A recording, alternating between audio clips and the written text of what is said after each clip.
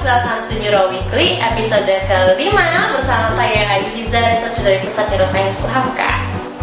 Nah, hari ini lagi hujan, saya nonton beberapa film lama yang kemudian saya ingat sama beberapa hal yang pernah saya tulis di kertas. Saya pernah menulis di kertas kalau ada salah satu keinginan saya untuk menyambangi satu tempat favorit saya, Boston, Amerika. Well, kok bisa sih Boston, Amerika? Nah, hal ini diawali dengan sebuah cerita mengenai Surabi Kinca. Jadi waktu itu saya berada di satu jalan di kota Bandung. Terus saya mencoba untuk berjalan mendatangi sebuah toko yang memang menjual surabi yang cukup terkenal di Bandung pada saat itu. Hari hujan sangat mendukung, rintik, dingin, kemudian juga banyak keluarga, juga orang-orang yang berkumpul di tempat tersebut untuk mencicipi surabi, minum teh hangat ataupun kopi hangat. Tentu saja saat itu saya duduklah di meja, kemudian ada karyawan yang menghampiri saya memberikan menu. Karena pada saat itu saya sedang melamun, bengong, sendirian, kemudian saya secara refleks saya menjawab, "Gimana, Beb?" Sontak saja orang-orang di sekitar melihat saya yang di depan, di samping saya, bahkan karyawannya pun turun tertawa. Aduh, dalam hati saya panik nih. Gimana kalau misalnya mikir aneh-aneh? Saya sendiri, yang lain semua rame-rame, terus kemudian saya membuat hal yang cukup memalukan pada saat itu. Well, dalam pikiran saya pada saat itu berkata, emang kenapa?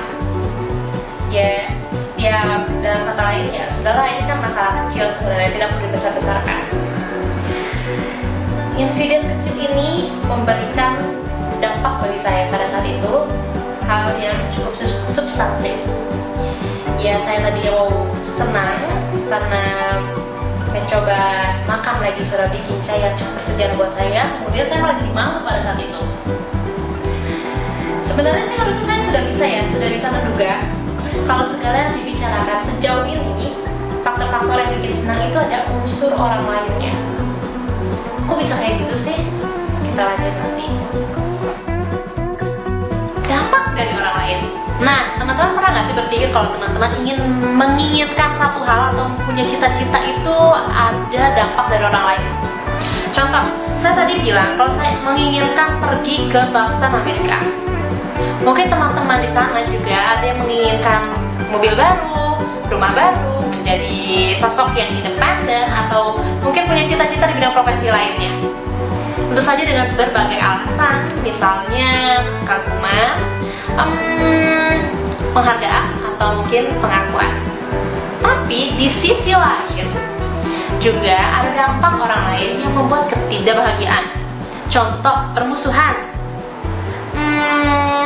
kemudian perpisahan, atau mungkin lingkungan yang memang memberikan dampak negatif terhadap mood, juga menguras energi.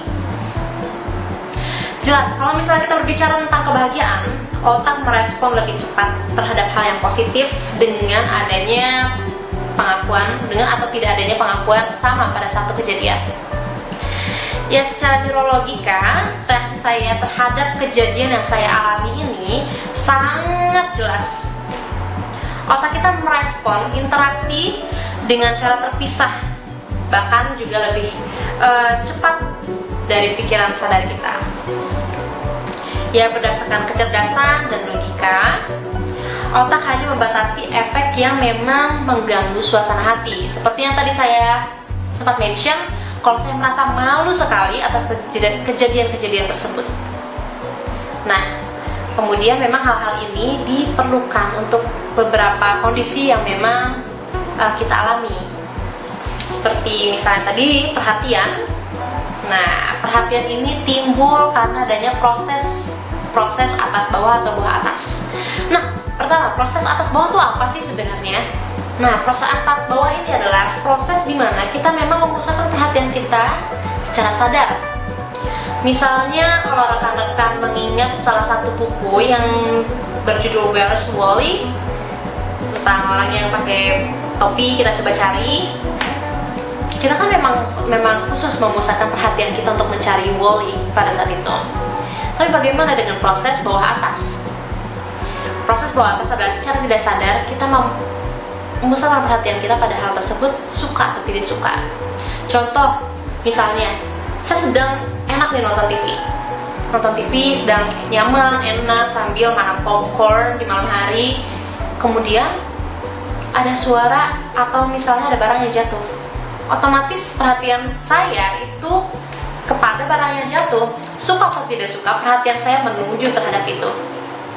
Nah, untuk lebih lanjutnya lagi, nanti kita akan coba ngobrol lagi di Neuro Weekly episode ke-6. Bye-bye!